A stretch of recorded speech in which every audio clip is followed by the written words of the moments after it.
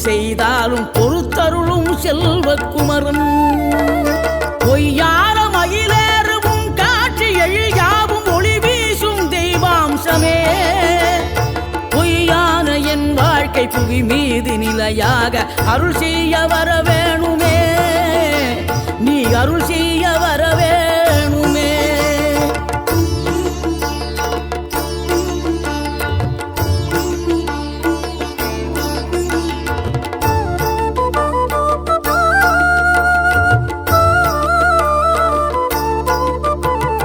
இகழ்தலையும் புகழ்தலையும் ஒரு முகமாய் கருதும்படி செவி உரைத்த முத்து குமரன்